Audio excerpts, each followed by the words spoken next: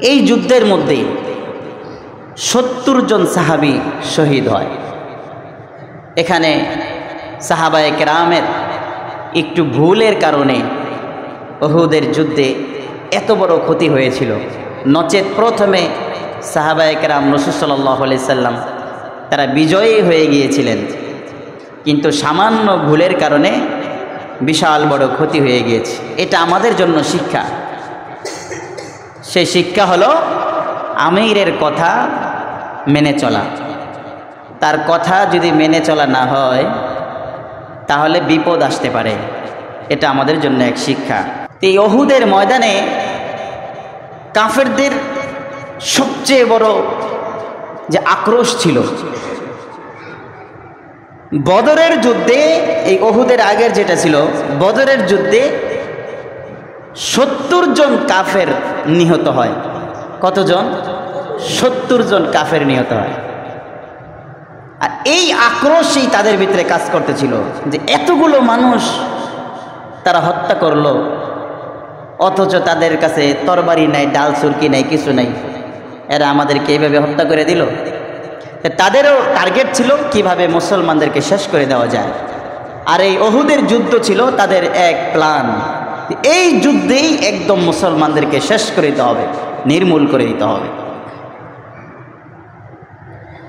এই যুদ্ধের মধ্যে যে সমস্ত সাহাবীরা শহীদ হয়েছিলেন তার মধ্যে একজন হলেন হযরতে আমির হামজা রাদিয়াল্লাহু তাআলা।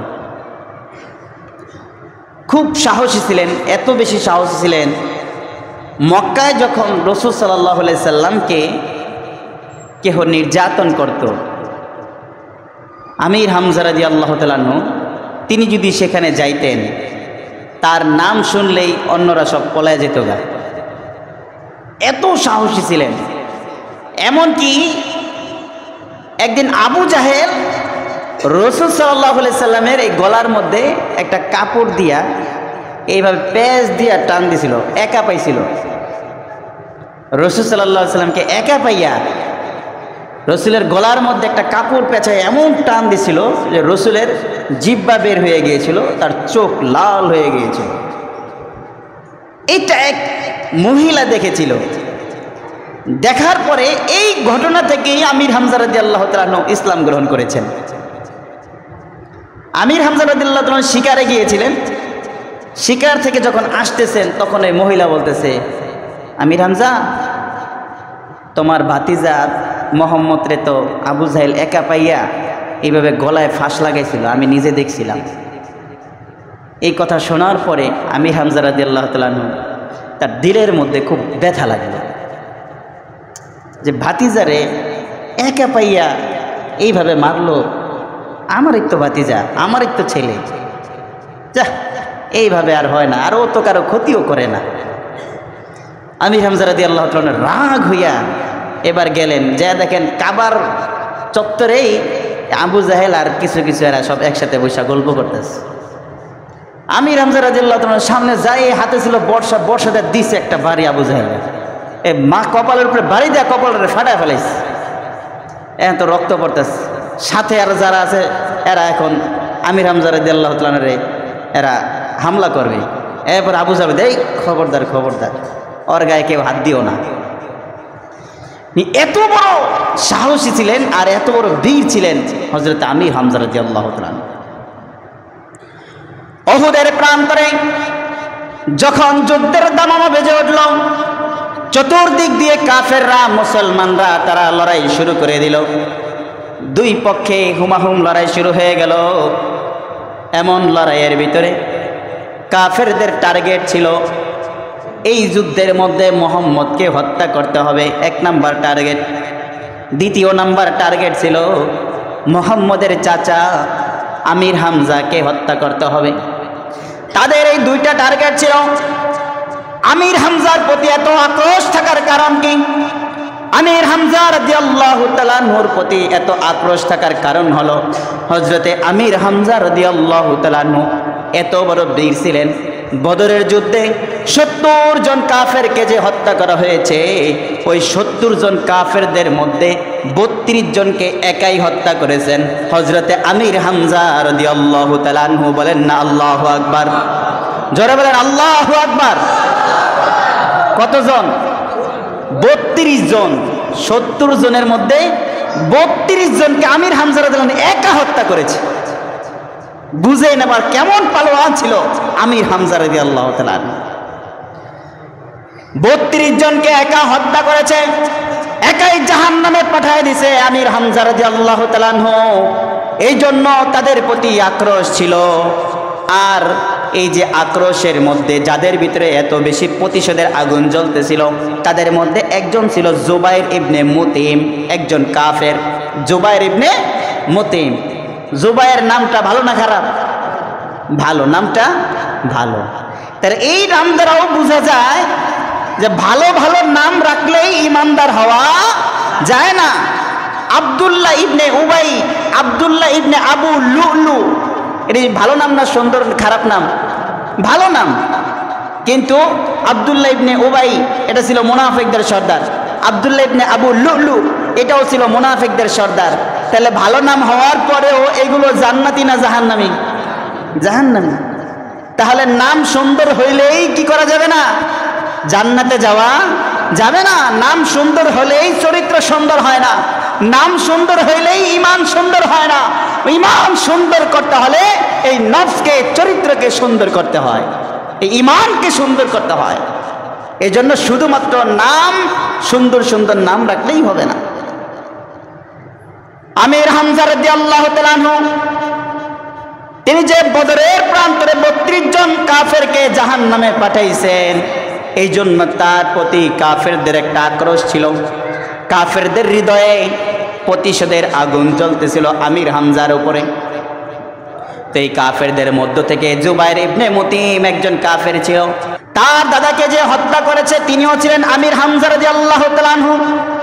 আর জুবাইর ইবনে মুতিম তার একজন গোলাম ছিল, এই গোলামের নাম ছিল ওয়াহশী ইবনে হারব।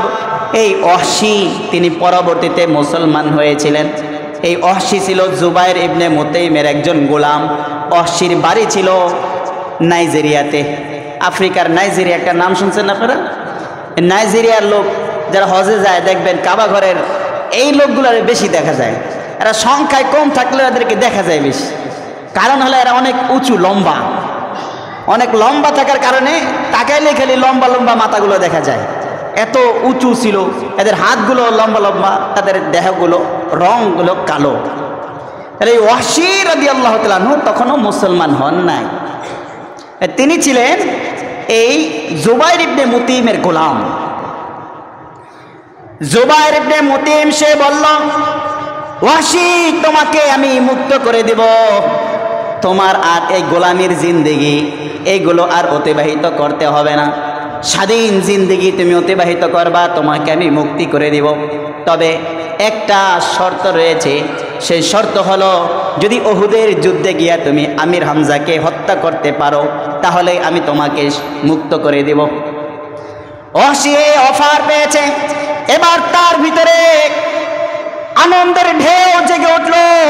যদি আমি আমির হামজাকে শহীদ করতে পারি, হত্যা করতে পারি, তাহলে আমি মুক্ত হয়ে যাব, আমার আর গোলামির জিন্দেগি পার করতে হবে না। আর ওই দিক দিয়া আবু সুফিয়ানের স্ত্রী হিন্দা, সেও পরবর্তীতে মুসলমান হয়েছিল। এই হিন্দা তারও টার্গেট ছিল আমির হামজাকে হত্যা করতে হবে।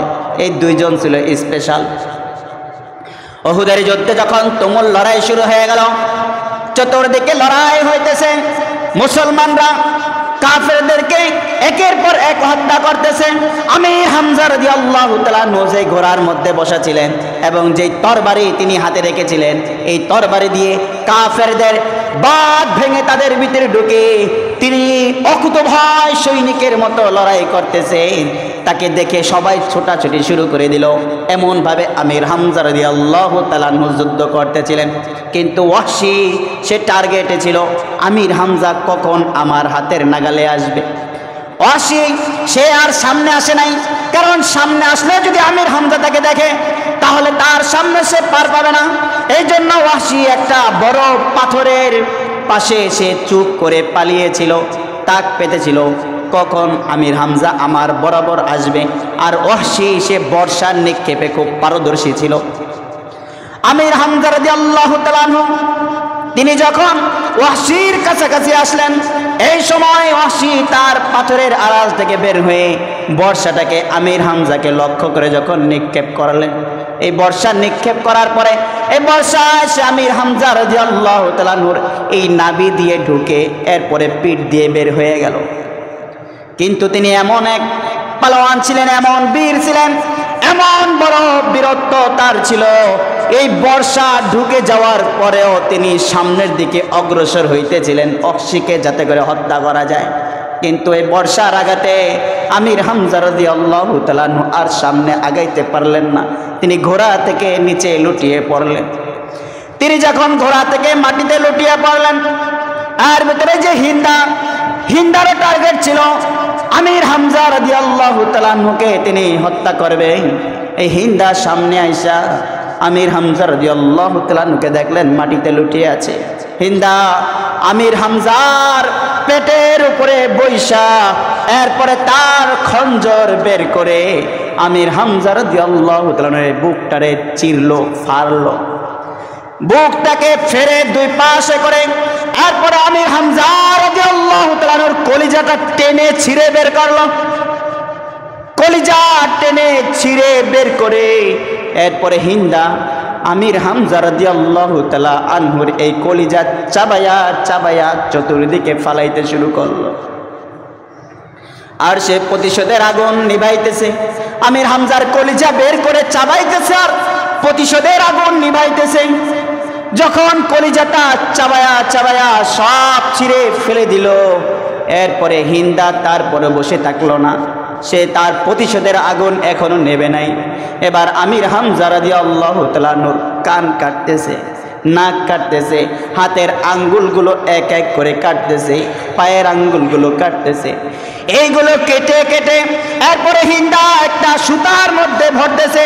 সুতার মধ্যে আমির হামজা রাদিয়াল্লাহু তাআলা আনহুর নাক, কান, চোখ, হাতের আঙ্গুল, পায়ের আঙ্গুল এইগুলো কেটে কেটে মালা বানাইয়া এরপরে হিন্দা তার গলার মধ্যে পড়েছে। যুদ্ধ যখন শেষ হয়ে গেল, রাসূলুল্লাহ সাল্লাল্লাহু আলাইহি ওয়াসাল্লাম এবার সাহাবীদেরকে বলতেছেন, ও আমার সাহাবীরা, শহীদ সাহাবীদের লাশগুলোকে একত্রিত করো। সাহাবীরা শহীদদের লাশগুলো একত্রিত করলেন। এরপরে সবার লাশ এক এক করে দেখা হইতেছে, কার কোন লাশ, কোন ব্যক্তির কোন লাশ, এইভাবে সব দেখা হইতেছে। কিন্তু দুইজনের লাশ চেনা যায় না। এর মধ্যে একজনের লাশ আছে হযরতে আমির হামজা রাদিয়াল্লাহু তাআলা আনহুর লাশ চেনা যায় না। সাহাবীরা বলতেছে, ইয়া রাসূলুল্লাহ, ইয়া হাবিবাল্লাহ, এই লাশ তো আমরা চিনি না, তার বুকও ফাড়া, তার কলিজা নাই, তার কান নাই, তার নাক নাই, তার হাতের আঙ্গুল, পায়ের আঙ্গুলগুলো নাই।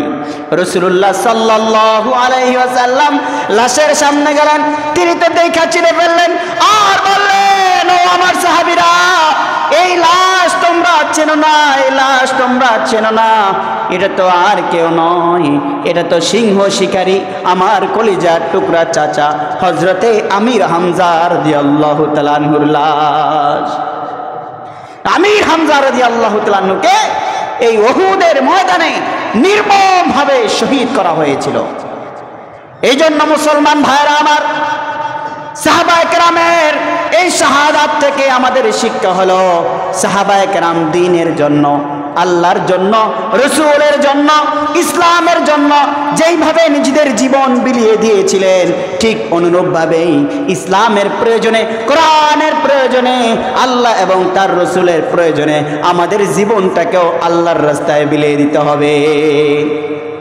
সাহাবীরা যেভাবে নিজেদের জীবন ইসলামের জন্য বিলিয়ে দিয়েছেন, ঠিক অনুরূপভাবে ইসলামের প্রয়োজনে, দ্বীনের প্রয়োজনে আমাদের জীবনকেও বিলিয়ে দিতে হবে। পারবো না ইনশাআল্লাহ?